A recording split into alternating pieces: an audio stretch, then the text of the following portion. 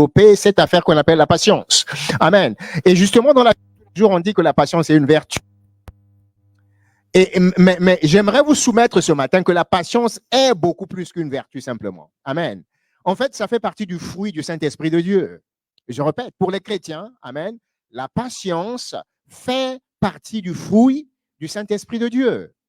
Et donc, si on est vraiment un enfant de Dieu et qu'on développe le fruit du Saint-Esprit, amen, c'est absolument important, amen, que la patience fasse partie de ce fruit-là. Amen. Et donc, et l'apôtre Jacques, il dit, voici le laboureur attend le précieux fruit de la terre. Le laboureur, amen, les fermiers en Afrique, quand ils sèment, amen, je ne sais pas ici au Québec, mais je suppose que c'est la même chose, amen, le sol, après tout, demeure le sol, amen, où que vous alliez dans le monde, et les fermiers en Afrique, quand ils sèment, il faut qu'ils s'arment de patience. Parce qu'une fois que tu as placé ta semence dans le sol, tu ne peux pas te dire que demain, ça va commencer à pousser. Amen. Ça prend un tout petit peu de temps avant que cette semence-là, elle doit germer. Et après, il y a un processus de moisson qui est amorcé. Que quelqu'un dise Amen ce matin. Amen. Et justement, ma prédication de ce matin va aborder ce point en particulier, la patience, amen, qui doit nous conduire à moissonner pleinement. Bien aimé, et je vous dis à vous qui m'écoutez ce matin, vous qui me suivez sur le direct, sur YouTube ou sur Facebook ce matin, il y a trop de gens, beaucoup de gens passent à côté de leur véritable moisson. Je répète, beaucoup trop de gens passent à côté de leur véritable moisson. Et quand je parle de véritable moisson, ça peut être l'homme de ta vie, ça peut être la vraie femme de ta vie, ça peut être le vrai travail dont tu avais besoin. Ça peut être, et je parle de beaucoup de circonstances comme ça, où on finit par se vendre, we sell ourselves cheap. Allô? On se sous-estime et on se vend au rabais parce que simplement, on n'a pas eu la patience d'attendre pour que l'offre soit bonifiée, comme on dirait ici au Québec. Amen. Et donc, c'est absolument crucial, amen, en tant qu'enfant de Dieu, qu'on développe cet acte, juste ce fruit-là qu'on appelle la patience, qui nous permet de pouvoir être à l'écoute du Saint-Esprit de Dieu. Amen. Être à l'écoute du Saint-Esprit. Amen. Et être capable d'accorder les actions et les décisions que nous prenons. Amen. En accord et en rapport avec la direction du Saint-Esprit de Dieu. Que quelqu'un dise Amen ce matin. Je ne vous entends pas. J'ai besoin de vos Amen ce matin. Alléluia. Et donc, c'est absolument crucial. Et donc, il faut absolument faire attention de ne pas aller chercher ta moisson un peu trop tôt. Tu veux pas non plus arriver trop tard. Parce qu'il y a beaucoup de gens qui sont passés experts de la procrastination. Ils attendent. Ils vont attendre ad vitam aeternam. On ne veut pas de ça. Vous ne voulez pas non plus être trop précoce. Amen. Et vous voulez juste exactement le temps kairos de Dieu. Le temps kairos, le temps opportun de Dieu, où le fruit, et je vous avais dit la semaine dernière, hein, tout vient à point pour qui sait attendre. Les jeunes, ils ne connaissaient pas cet adage. Amen. Je le réapprends aux jeunes. Tout vient à point. Tout vient à point pour qui sait attendre. En anglais, on dirait everything comes together for whom, for the person or the man or the woman that can wait. Everything comes together. Tout vient à point. Tout se met ensemble si seulement on est capable d'attendre. Amen. Voici ce que le Seigneur il dit. C'est notre Seigneur Jésus-Christ qui le dit dans l'évangile de Marc. L'évangile selon Marc au chapitre 4, Saint Marc 4. Amen. À partir du verset 26. Voici ce que la parole de l'Éternel déclare. Il dit encore, voici à quoi ressemble le royaume de Dieu. Ça, c'est Jésus-Christ qui le dit. Le royaume de Dieu ressemble à ceci. Il est semblable à un homme qui jette de la semence en terre. Amen. Qu'il dorme et qu'il reste éveillé nuit et jour. La semence germe. Que quelqu'un dise germe ce matin. Elle germe et pousse sans qu'il sache comment. voyez-vous, ce que le Seigneur est en train de dire, qu'il y a beaucoup de choses, amen, dont on n'a pas nécessairement besoin d'avoir l'explication. Allô? C'est très, très important. Parce que si on est spirituel, on est enfant de Dieu, amen, on doit de ce fait savoir qu'il y a des choses qui ne vont pas nécessairement être naturelles et dont l'origination ne sera pas naturelle. Et moi, si je suis une personne de foi, je me dis, je m'attends à un grand Dieu, à un Dieu qui va faire des choses exceptionnelles. Je m'attends à un grand Dieu qui va agir dans ma vie par des signes, des prodiges et des miracles. Amen. Je ne peux pas m'attendre aux choses que du naturel si je suis enfant de Dieu. Amen. Et essayer de toujours comprendre les choses ou les décisions que je prends dans ma vie ou les choses, amen, qui vont arriver dans ma vie. Que quelqu'un dise amen ce matin. C'est ce qu'il dit. Il dit sans qu'il sache comment. Sans qu'il sache comment. Ça veut dire qu'il y a des choses, amen, que Dieu va faire et il ne viendra pas vous expliquer comment et pourquoi. Est-ce que quelqu'un me reçoit ce matin? Dieu ne va pas vous expliquer, et je l'ai lu dans le livre de l'Ecclésiaste hier, alors que j'étais en train de préparer justement la présentation de Anélia. Amen. Dieu, il façonne les os dans le ventre de la maman et il ne va pas vous expliquer comment il le fait. Allô? Comment est-ce qu'il met les articulations et les os alors que le bébé, le fœtus, il est en train de grandir dans le bébé de maman, ainsi de suite. Et le livre d'Ecclésiaste dit, vous ne pouvez pas le comprendre. Dieu seul est au contrôle de ce processus. Amen. Et au verset 27, il dit qu'il dorme ou qu'il reste éveillé nuit et jour, la semence, elle germe. Et une fois que tu as semé, ça n'est plus sous ton contrôle. Il y a trop de gens qui veulent le contrôle. Allô? Am I preaching to somebody this morning? Too many people want control. Mais il y a des moments où on doit lâcher un tout petit peu prise. Que quelqu'un dise ce matin, lâche prise. Dis à ton voisin, lâche. Lâche prise, lâche un peu prise. Amen. Ça met de la pression sur toi pour rien. Lâche un peu. Lâche prise. Alléluia. Il y a des moments où on doit simplement dire que Dieu soit Dieu dans la situation. Allô? Let God be God. Amen. On doit laisser Dieu agir dans la situation et pas essayer de gratter, essayer de comprendre tout. Amen. Et plus loin, là, le Seigneur dit au verset 28, amen, en effet, d'elle-même, quoi? La semence, d'elle-même, amen, la terre produit d'abord l'herbe. Il dit, et là, il est en train de donner le processus de la moisson. Comment est-ce que la moisson, elle va? Il y a d'abord l'herbe, et puis il y a l'épi, enfin le grain formé dans l'épi. Est-ce que vous m'entendez ce matin? Ça, c'est le processus. Chaque fois que Dieu commence un processus, il va te bénir dans ta vie. Amen. Ce processus de Dieu, amen, cette bénédiction de Dieu va suivre exactement ce truchement. La moisson de Dieu, la récolte de Dieu pour ta vie, la bénédiction de Dieu qui doit venir dans ta vie, elle va suivre absolument ce processus. Il y aura d'abord l'herbe, amen. Ensuite, il y aura l'épi. Et enfin, il y aura le grain dans l'épi. Que quelqu'un dise amen ce matin. Et le problème qu'on a généralement, amen, c'est que les enfants de Dieu sont tellement pressés, ils vont aller cueillir l'herbe. Allô? Dieu ne t'a pas demandé l'herbe n'est pas ta récolte encore. Amen. Dieu ne t'a pas fait pour que tu manges l'herbe. Non, l'herbe, c'est pour ceux qui ne sont pas en alliance avec Dieu. Ils n'ont aucune alliance. L'herbe est pour eux. Allô? Nous, on est fait pour manger le fruit. Que quelqu'un dise amen ce matin. Oh, il y a quelqu'un qui n'a pas reçu ça. I say it again. Enfant de Dieu, tu es fait pour manger le fruit. Tu es fait pour le fruit. C'est la loi de Genèse. Amen. L'herbe, c'est pour ceux qui ne connaissent pas le Seigneur. Et là, la parole dit, c'est d'abord l'herbe, ensuite l'épi. Ne mange ni l'herbe ni l'épi.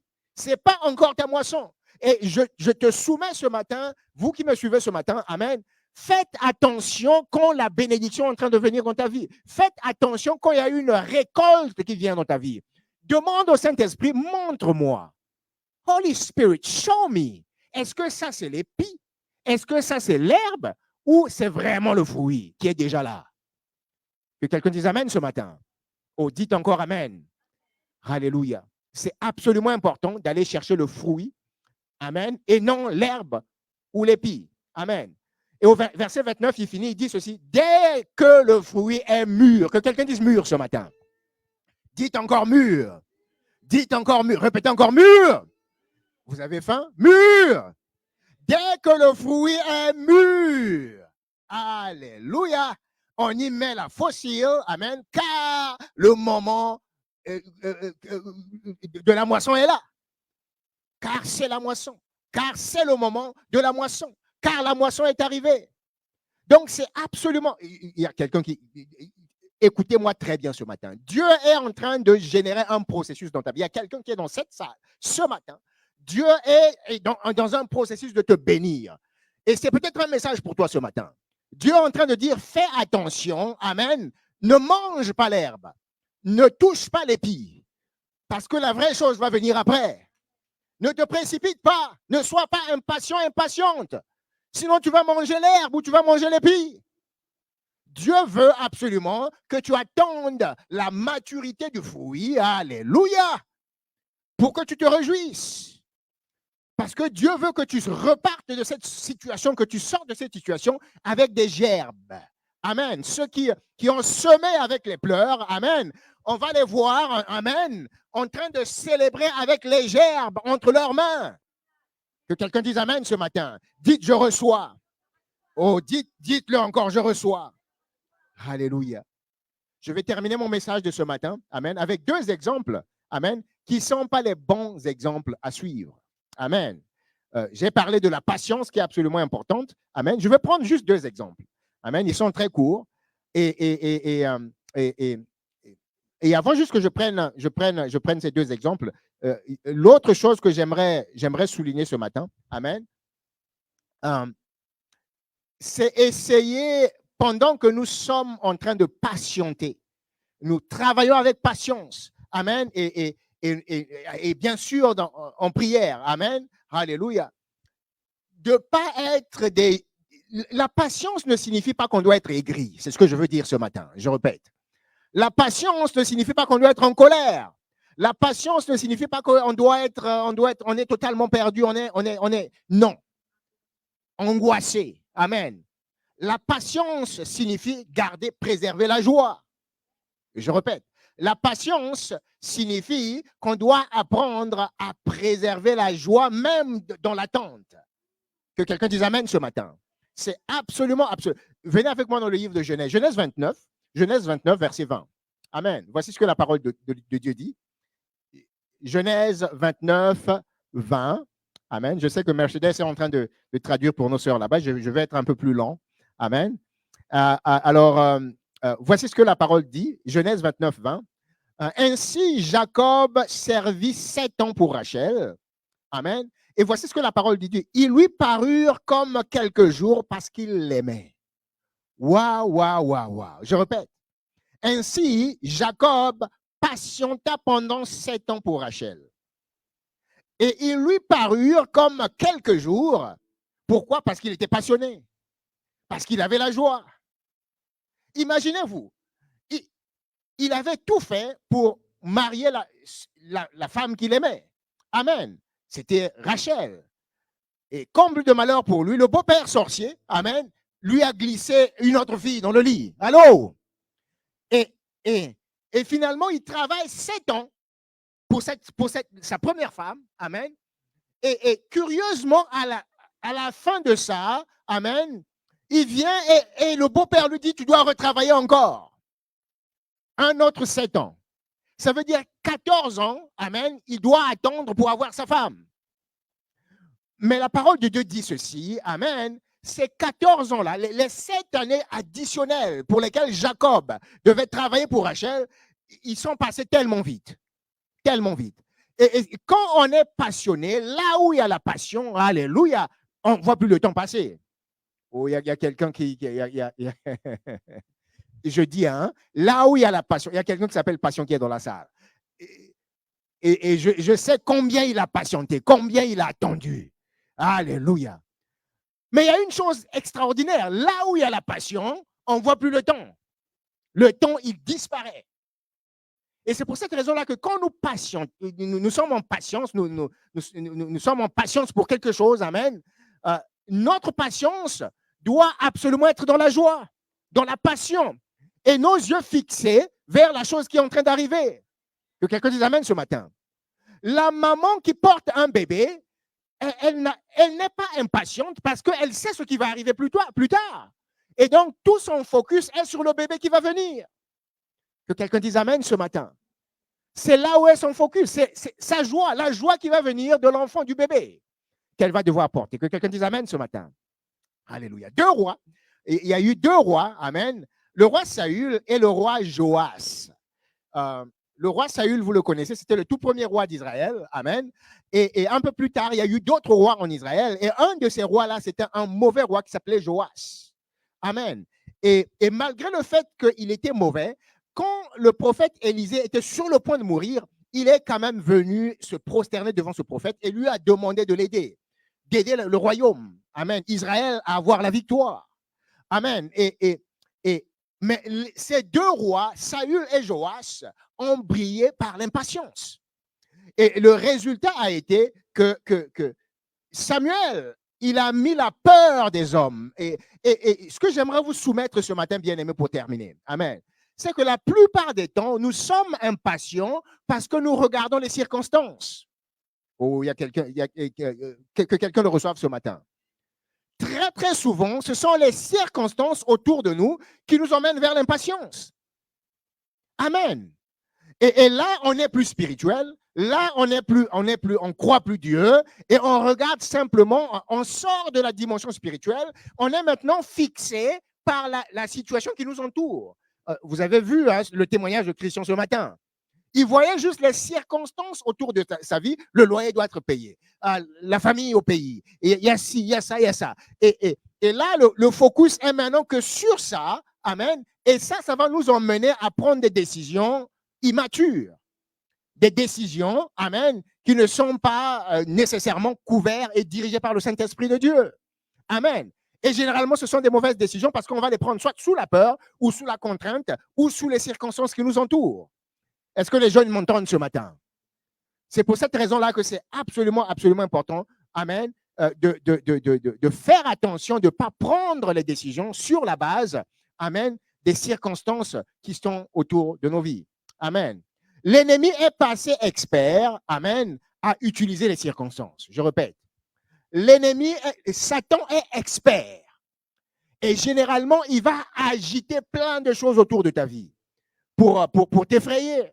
Pour te dire, OK, il faut que je prenne cette décision maintenant. Là, oh, là, si j'attends maintenant, là, je ne sais pas ce qui va arriver.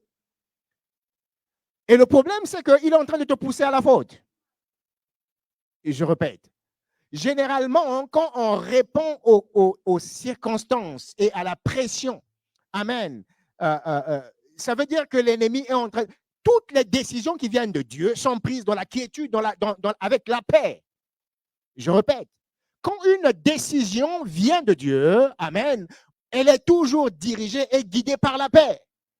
Tu sais que si tu n'as pas la paix dans la décision que tu es en train de prendre, elle n'est pas de Dieu. Il n'y aura aucune bénédiction là-dedans dans cette décision. Amen. Parce que les voies de Dieu sont des voies de quiétude. Les voies de Dieu sont des voies de paix. Que quelqu'un dise amen ce matin. Alléluia. Je finis, amen, avec ce passage avec le roi Samuel. Amen. Le roi Saül plutôt. Amen. Merci, pasteur. Et Evelyne. Amen. Le roi Saül. Voici ce que la parole dit. 1 Samuel 13, à partir du verset 8. 1 Samuel 13, à partir du verset 8.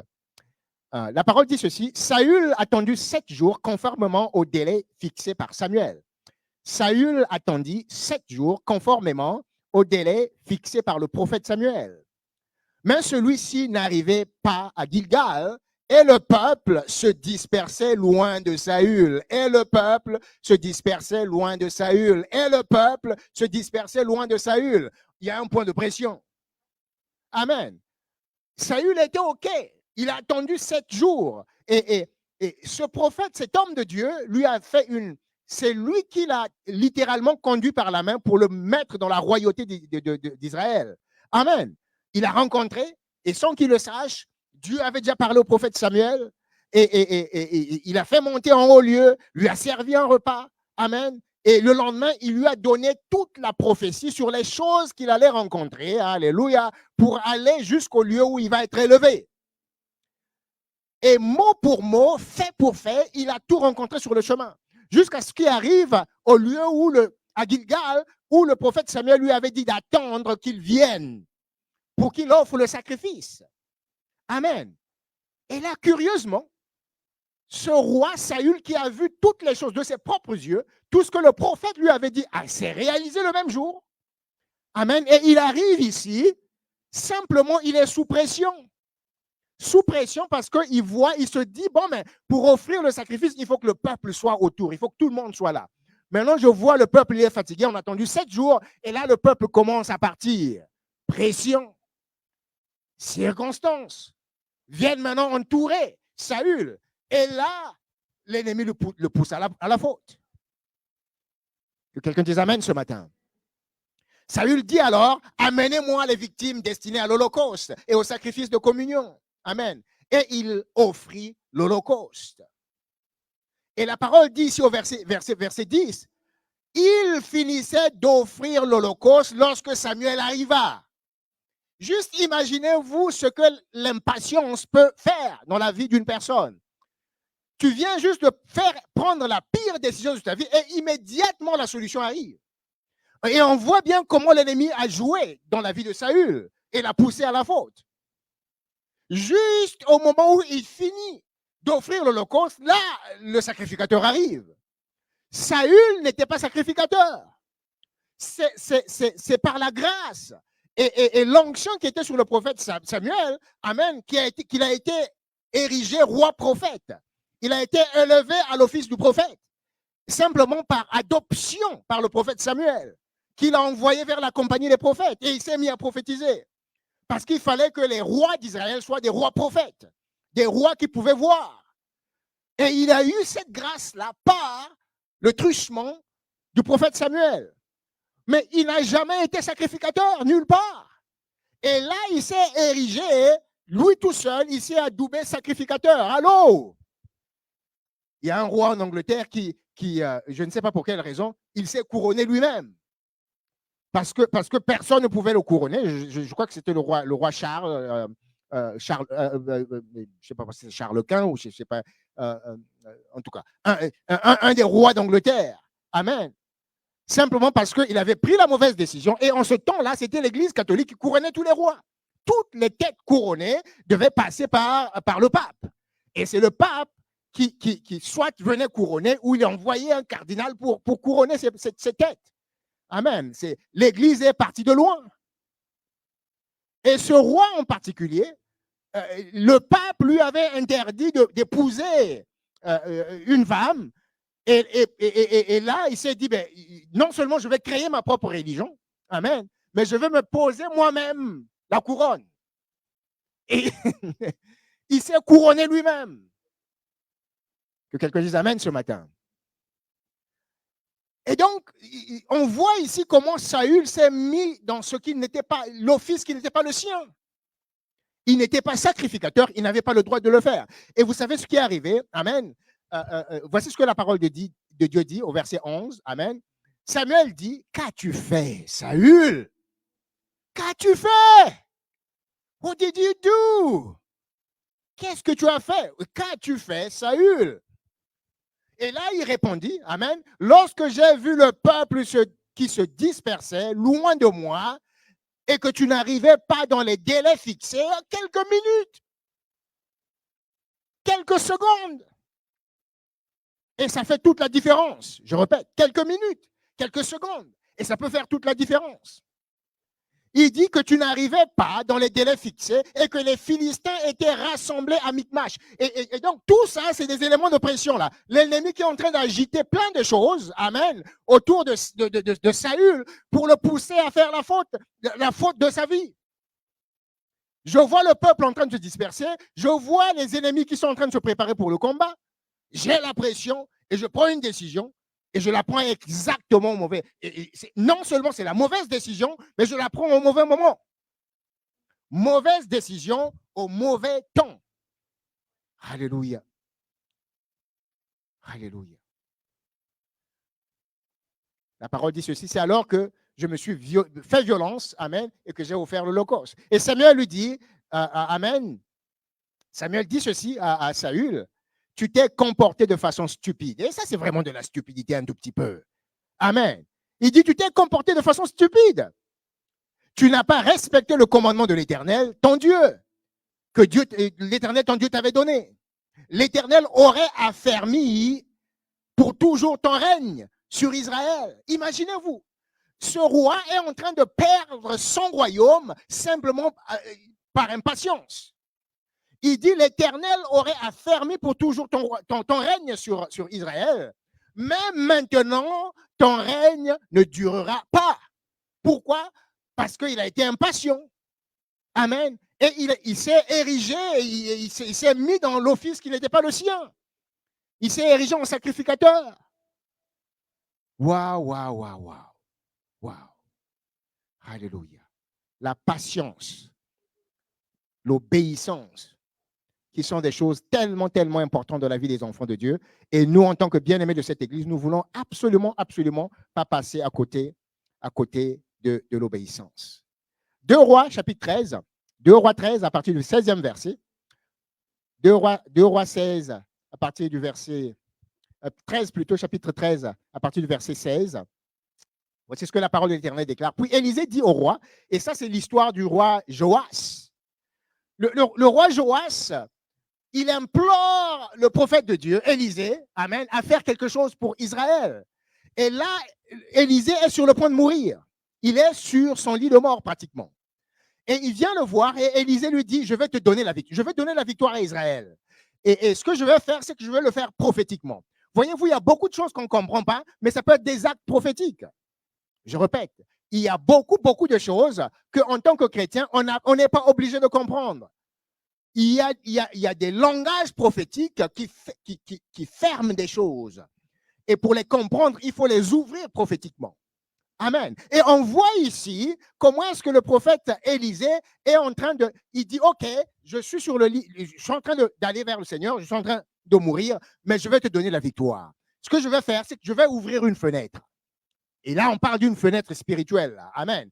Et au verset 17, il dit, ouvre la fenêtre de l'Est.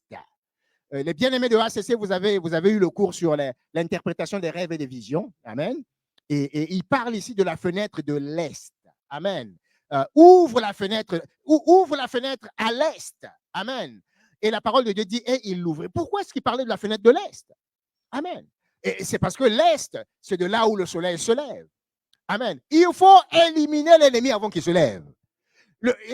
Élisée est en train de dire au roi Joas, amen, tes ennemis, avant même qu'ils soient debout, amen, il faut les éliminer. Et c'est un acte prophétique que je veux que tu poses. J'ouvre une fenêtre à l'est et lance une flèche à l'est pour que ces ennemis-là soient éliminés avant qu'ils se tiennent debout. Que quelqu'un dise amen ce matin. Alléluia. Alléluia. Élisée dit tire. Et il tira. Le roi Joas, il tire. Amen. Et plus loin, la parole dit ceci. Amen. Élisée dit, c'est une flèche de victoire de la part de l'Éternel. Une flèche de victoire contre les Syriens. Verset 18, Élisée dit encore, prends les flèches. Prends les flèches. Il ne dit pas prends une flèche ou prends-en 2 ou 3. Il dit prends les flèches. Est-ce que vous m'entendez ce matin? C'est exactement le problème que Pierre et ses autres amis ont eu quand le Seigneur leur a dit prenez les filets. Et ils ont pris juste un filet et qui a fini par ne pas contenir la moisson. Alors que le Seigneur leur avait dit prenez les filets. Amen. Il dit, prends les flèches. Amen. Alléluia. Et il est pris. Élisée dit au roi d'Israël, frappe contre la terre. Et la parole dit ceci, il frappa 3 fois et s'arrêta. C'était un acte prophétique. Et en réalité, ce qui se passait, c'est qu'il y avait une fenêtre que le prophète avait ouverte dans l'Est. Et il voulait que le roi Joas continue à tirer les flèches. Et quand les flèches s'envolent au travers de cette fenêtre, elles frappent la terre. Elles frappent le sol. Et donc, ce que le prophète voulait, c'est que continuellement, le roi Joas continue à tirer les flèches au travers de cette fenêtre. Et pour une raison d'irritation. Et en réalité, quand on voit la vie de ce roi, amen, le roi Joas était très, très ouvert, il était très, très enclin à la colère. Il était enclin à l'irritation. La colère, c'est un mauvais conseiller. Surtout la colère, alléluia, n'est pas l'ami de la patience. Oh, il y a quelqu'un, que quelqu'un le reçoive ce matin. Receive it, somebody. Anger is not a friend of patience. La colère n'est pas un ami de la patience. Amen. Le prophète lui dit, tire les flèches. Et là, le roi, il tire une flèche, 2 flèches, 3 flèches. Pour lui, il se dit, ça devient boring. Ça devient ennuyeux. C'est quoi ça qui est en train de me faire faire, ce monsieur? Allô? Et là, avec l'irritation et l'impatience, il s'arrête, il arrête de tirer les flèches. Alors que le prophète Élisée était en train de lui faire un acte prophétique qui allait emmener la victoire totale d'Israël. Que quelqu'un dise amen ce matin. Waouh! Et voici ce que la parole de l'Éternel dit pour terminer. Amen.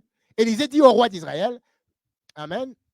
Et l'homme de Dieu s'irrita contre lui et dit, amen, verset 19, il fallait frapper 5 ou 6 fois.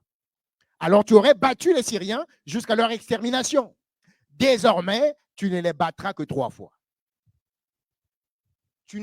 Et ça veut dire que ta victoire elle sera incomplète. Dieu veut que ta victoire soit complète sur tes ennemis. Dieu veut que ta victoire soit complète sur tes circonstances. Amen.